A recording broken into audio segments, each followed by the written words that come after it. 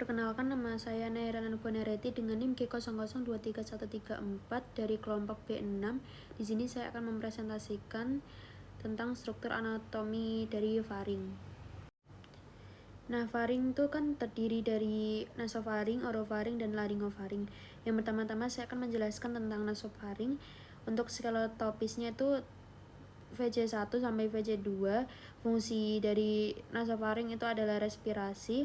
Nasofaring terletak di posterior cavum nasi. Keduanya dihubungkan oleh choanae.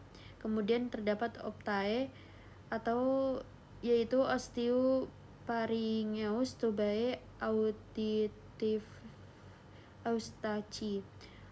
Ostium ini merupakan pintu masuk tuba auditiva tuba eustachian yang menghubungkan nasofaring dengan kavitas timpani telinga. Kemudian terdapat tonsila pharyngea atau adenoidea terletak di membran mukosa dinding posterior nasofaring. Perbesaran dari tonsila pharyngea ini dikenal sebagai hipertrofi adenoid yang dapat mengobstruksi aliran udara hidung dan memengaruhi pertumbuhan wajah. Tonsila pharyngealis ini banyak terlihat pada anak-anak dan akan mengecil saat pubertas. Selanjutnya yaitu ada orofaring. Di orofaring ini skeletopisnya itu VC2 sampai VC3. Nah, fungsinya itu proses pencernaan. Nah, orofaring itu merupakan bagian faring yang terletak di bagian belakang cavum oris. Keduanya dipisahkan oleh isthmus paucium. Kemudian terdapat arcus palatoglossus, yaitu suatu pelipatan mukosa di bagian anterior fossa tonsillaris membentang dari palutem mole sehingga ke tepi lingua, terbentuk karena adanya desakan dari M. palatoglossus. Nah, terdapat juga arcus palatopharyngeus. Nah, suatu pelipatan mukosa di bagian posterior fossa tonsillaris membentang dari palatum mole sehingga dinding lateral faring terbentuk karena adanya desakan dari musculus palatopharyngeus. Kemudian terdapat juga fossa tonsillaris. Nah, tonsillaris ini cekungan di antara arcus palatoglossus dan arcus palatopharyngeus. Fossa tonsillaris ini ditempati oleh tonsila palatina. Kemudian terdapat juga velacula epiglottica, tempat tertampungannya benda tumpul yang tertelan.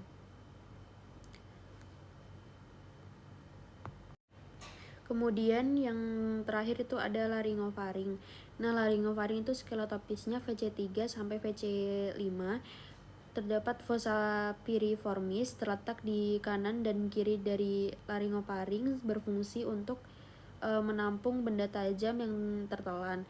Nah, sedangkan benda tumpul akan tertampung di vallecula epiglottica pada orofaring. Kemudian di laryngofaring juga terdapat aditus laryngis, yaitu merupakan pintu masuk menuju laring terletak pada dinding anterior laryngofaring.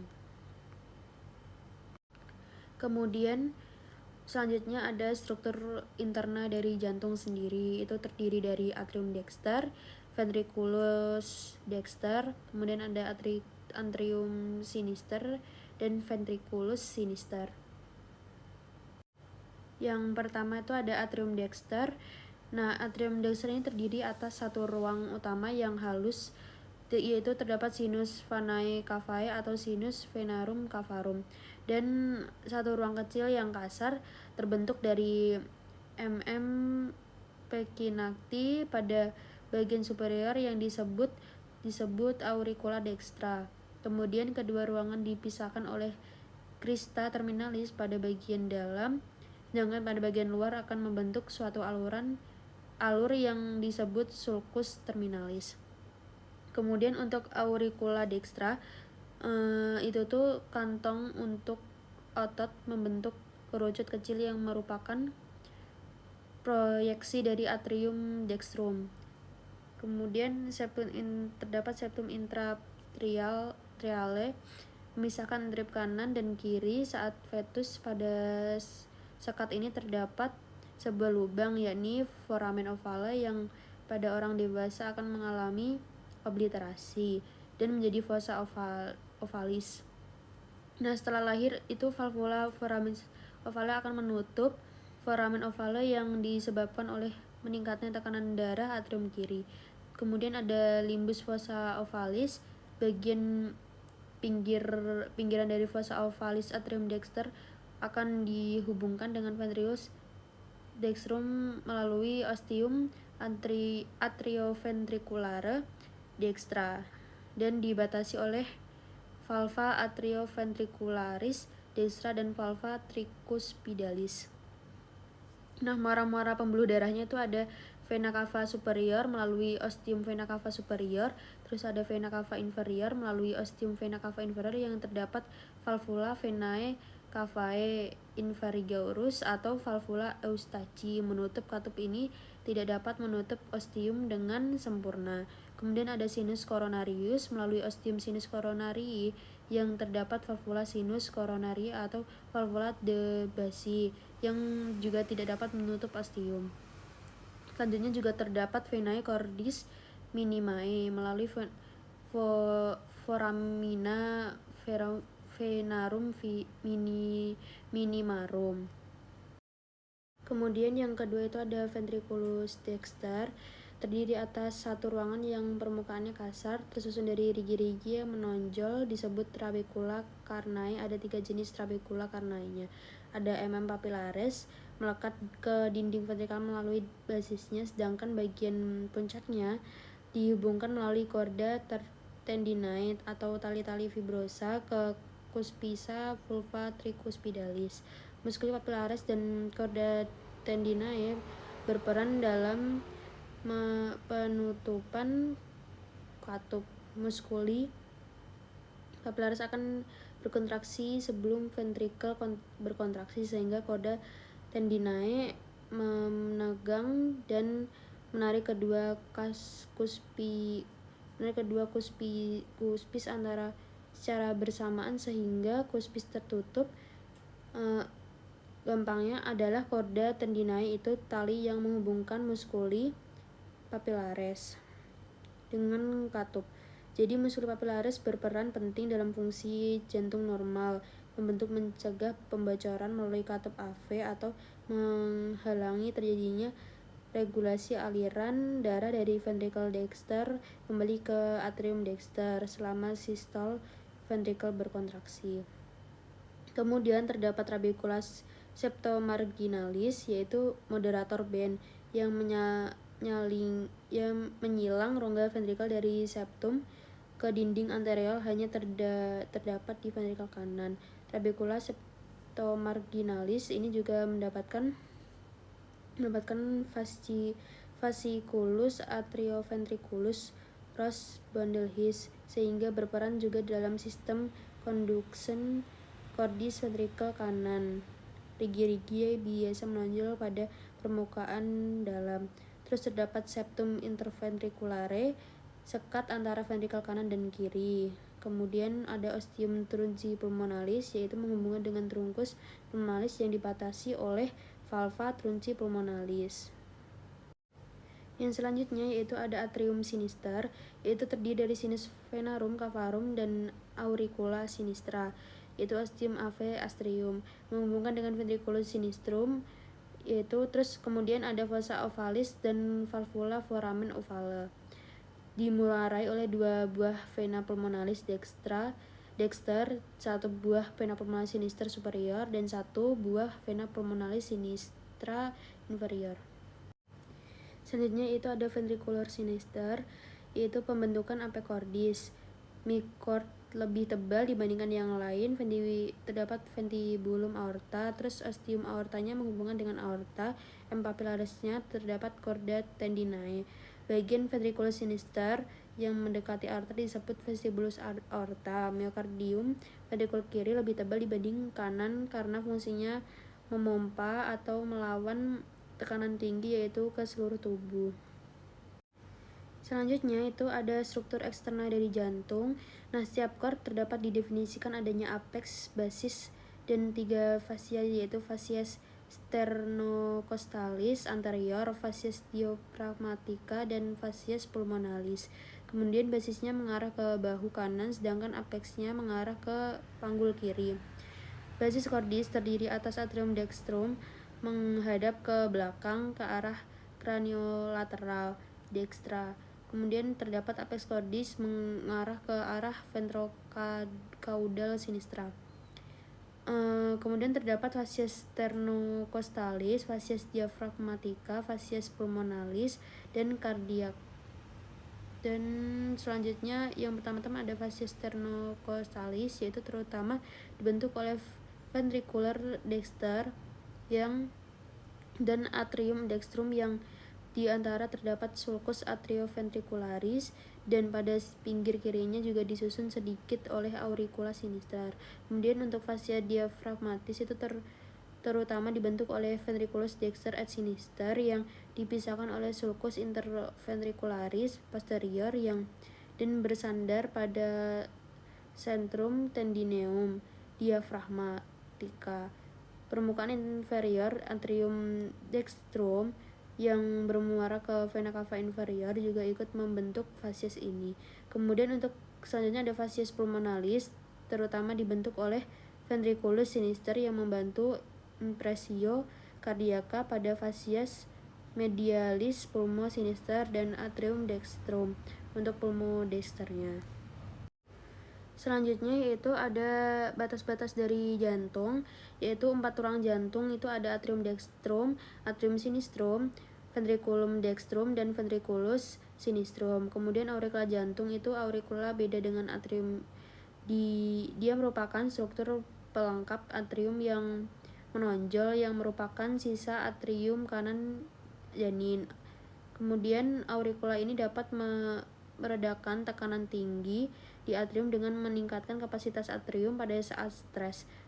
Permukaan dalamnya seperti dinding anterior atrium mengandung musculus peccinati yang menyebabkan penampilannya menjadi kasar. Kemudian di permukaan luar jantung juga terdapat banyak sulcus-sulcus tempat lewatnya pembuluh darah jantung, contohnya sulcus coronarius, tempat lewatnya arteri coronaria, dan sulcus interventricularis anterior, tempat lewatnya arteri atau vena interventricularis anterior. Kemudian untuk batas-batas jantung itu ada kanan vena cava superior, terus ada atrium kanan, vena cava inferior, kiri ujung ventrikel kiri, kemudian atrium terdapat atrium kanan, ventrikel kanan, dan sebagai kecil ventrikel kiri.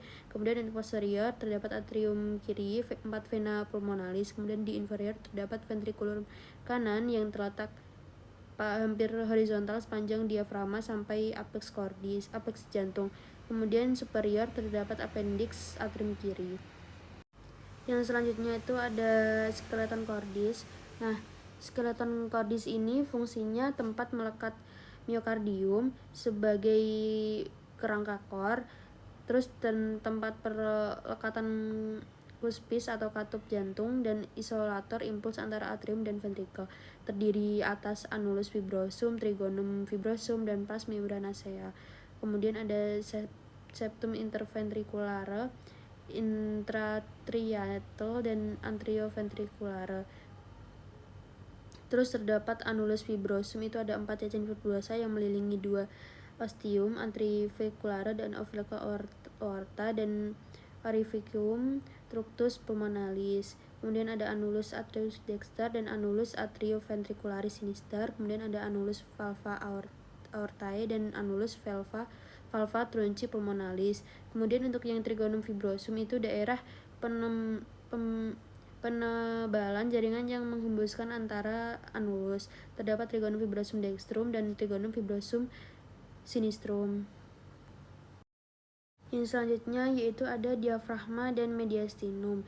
Diafragma merupakan pembesaran antara kavitas thoracis dan kavitas abdominalis yang memiliki 2 bagian, yaitu ada pars muscularis perifer dan castrum tendineum central.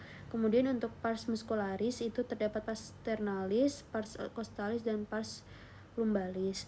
Untuk pars sternalis yaitu trigonum sternolareae B dilewati arteri atau vena epigastrika superior dan vasa limpatica. Terus tempat itu tuh tempat lemah atau locus minimalis resistensi hernia diafragmatika. Kemudian yang pars costalis berbentuk kubah pada diafragma. Kemudian yang pars lumbalis ada arcus lumbosacralis medialis atau ligamentum arcuatum mediale, yaitu penebalan fascia M. passos mayor. Kemudian ada arcus lumbalocralis dan lateral atau ligamentum arcualis lateral, itu pembelahan fascia M. quadratus lumbarum. Bagian pars lumbaris diafragmatika yang melekat pada ventricle lumbalis membentuk dua crura muskuler, yaitu crus dextra dan crus sinistrum. Batas media kedua crus animekan membentuk ligamentum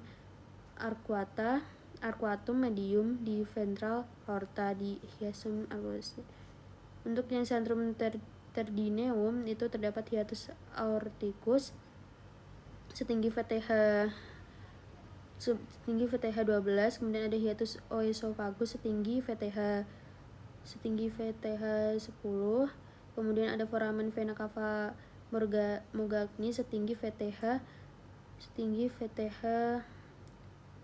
8, kemudian ada trigonum sternocostalare dilalui oleh arteri atau vena epigastrika superior dan vasa limpatica. Kemudian untuk vaskularisasinya itu terdapat arteri peranica inferior, terus ada arteri peranica superior, arteri pericardiopenica, dan arteri musculoperenica. Kemudian terdapat drainase venanya itu paralel dengan arterinya. Terus untuk inervasinya itu ada periculus atau spinalis.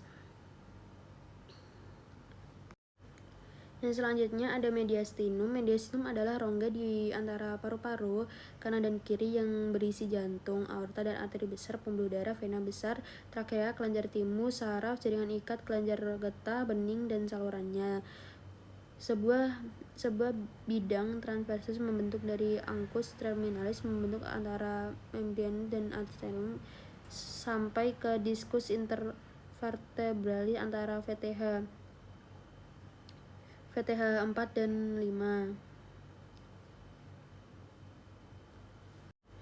Terus yang selanjutnya ada mediastinum superior, yaitu membentang dari apertura superior thorax sampai ke transversus thoracis plan, termasuk angulus sternalis, dan antara VTH 4 dan VTH atau 5 berisi timus, trakea, esophagus, arus aorta dengan cabang 3, cabang besarnya 5.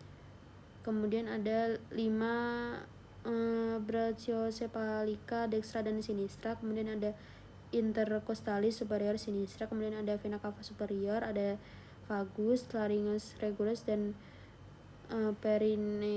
periniki, ductus thoraticus, nervis kecil lainnya, dan pembuluh darah dan pembuluh limfa. Kemudian ada mediastinum inferior, yaitu membandingkan dari transversal thoracis plan sampai diafragma. Ada mediastinum inferior anterior dan mediastinum inferior media dan mediastinum inferior posterior. Yang pertama ada mediastinum inferior dan anterior, itu letak di antara perikardium di posterior sternum dan transversus thoracis. Isinya itu sisa timus, nodi limpatika lemak, dan jaringan ikat longgar. Kemudian mediastinum inferior media itu letaknya di antara cavitas pleura dexter ke sinister. Isinya itu ada core, perikardium, phrenikus, pangkal aorta, dan pulmonalis, vena cava, ada bronchis, bronchi, dan primary. Kemudian ada mediastinum inferior posterior, itu letaknya di posterior perikardium di antara pleura mediastinum. Terus isinya itu esophagus, aorta, thoracica, dan vena azygos dan hemiazygos, ductus thoraticus, nodus vagus, truncus sympathicus, dan enplasinicus. Kemudian selanjutnya ada, terus yang terakhir ini ada mekanisme pembukaan dan penutupan jantung.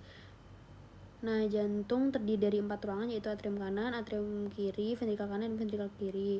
Darah masuk dari vena cava superior dan inferior menuju atrium kanan, kemudian melewati katup tricuspida, kemudian masuki ventrikel kanan, melewati katup pulmonalis, kemudian menuju atrium pulmonalis, masuk ke paru-paru dan melewati vena pulmonalis, dan masuk ke atrium kiri melewati katup bicuspid dan masuk ke ventrikel kiri melewati katup aorta, kemudian aorta menuju ke saluran tubuh.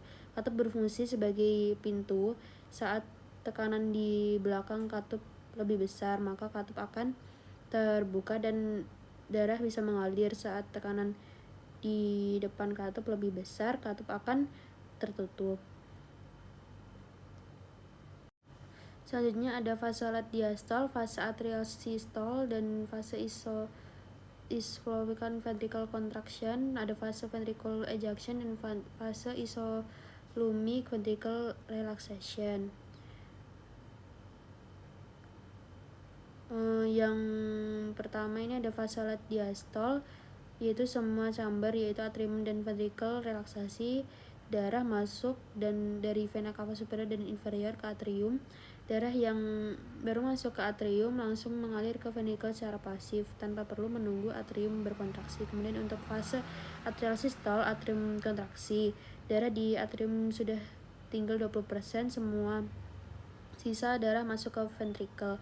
Kemudian ada fase isovolumic ventricle contraction, yaitu tahap awal kontraksi ventricle. Kemudian untuk yang fase ventricle ejection, itu kontraksi ventricle sudah cukup kuat, katup semilunera terbuka, darah keluar dari ventricle. Kemudian untuk fase isovolumic ventricular relaxation, itu adalah ventricle relaksasi, katup AV tertutup karena meskipun tekanan ventricle turun, namun masih tetap lebih tinggi daripada atrium. Darah masuk lagi secara pasif, katup semilunar tertutup. Jadi itu penjelasan dari saya. Sekian, terima kasih.